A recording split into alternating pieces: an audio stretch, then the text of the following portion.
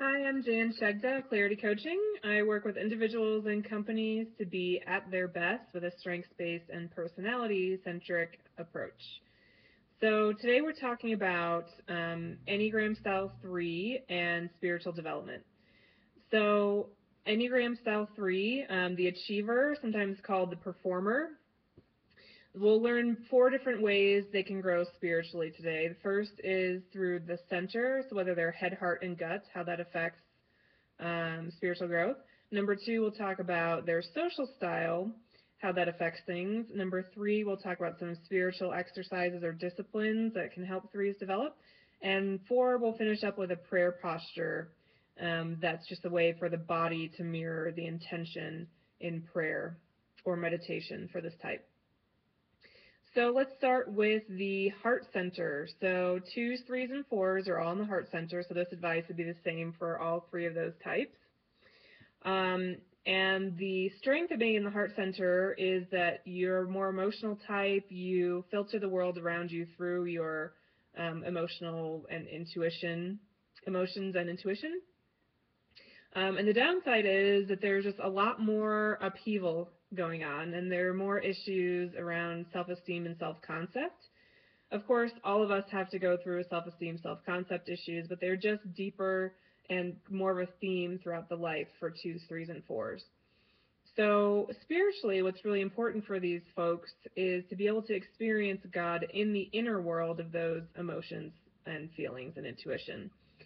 2s, 3s, and 4s are all very outer focused in terms of image, what's expected of them, how to connect with the world around them, and so that's the dominant way they tend to encounter God and experience God, which is great. But for balance and growth over time, there needs to be experience in an inner sense as well. So the best way for 2s, 3s, and 4s to grow spiritually from a heart center perspective is to offer that inner state to God on a consistent basis. And an easy way, the example that I use that I think is just the most basic description of what this means would be, instead of praying a prayer that's saying, God, I'm really angry, or God, I'm really sad, you would actually be manifesting those emotions. So you'd be crying if you're sad, you'd maybe be yelling or shaking your fist if you're angry, but really being in that emotion and offering that state to God in the emotion, versus 2s, 3s, and 4s have more of a tendency to talk about feelings versus actually experience them. So that's the first spiritual exercise that's helpful. So number 2, the social style for type 3. So, and this has to do with how you deal with the problem of your center. So the issue with the heart center is the self-esteem challenges and just this question of who am I, and do I have what it takes? Am I good? Am I healthy? Those sorts of questions. And each type deals with that a different way. We learned about 2s who would take the dutiful approach, which means they just try really, really, really hard to earn approval. So 3s actually take an assertive or aggressive approach, which means they make themselves so shiny and so attractive and so perfect on the outside that people can't help but love them. So it might seem a little bit like dutiful, like trying really hard, but it's more assertive, it's more of an aggressive actual style. So the plus side of that is these people are very action-oriented and move into action very fluidly. The downside is a disconnection to emotion. So, which might sound a little weird because we know 3s are in the heart center, so emotion is their dominant way of getting information. But actually, they are most disconnected from their own emotion of any type on the Enneagram.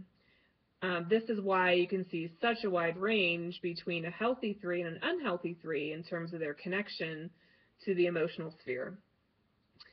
Anyway, so the assertive, the downside is disconnection from emotion, so it's just even more important that 3s do things that get them in touch with their intuition, their emotional side. So these can be things like therapy, spirituality certainly, art, music, being with children or animals. Anything that connects them to the softer side is really essential for their spiritual growth. All right, so number 3, a spiritual discipline that helps 3s develop. And if you are a 3 and listening to this, this might sound like the worst idea ever. And if so, then it's probably the best thing for you. Unfortunately, the medicine that we most need often doesn't sound so great. But for 3s, it's confession, which is just the idea that you are very honest with your shortcomings with someone else who can just listen and hold that space for you and then say, you're accepted, all is well, these aren't such great things that you did or that you are, but it's all good. Everything's accepted. And the reason that's important and helpful for 3s is the more they can show their true selves to the world and those around them, the better off they are. And then last, the prayer posture for 3s is very simple. It's just calm, which is, let's see if you can see me here, just hands up, receiving energy from God while you're praying, and keeping all that for yourself. Whereas when we get to Psalm 9 later, it'll be one hand up and one hand channeling into the earth. So it's kind of like that action. You're being a conduit. For the 3, it's just receiving all of that energy and keeping it and being renewed by the divine.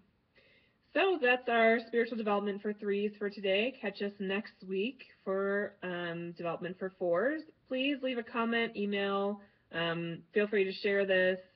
But it'd be great to hear your response to this material, whether you think it's true for you or not, what's been especially helpful. I'd love to hear from you. Thanks.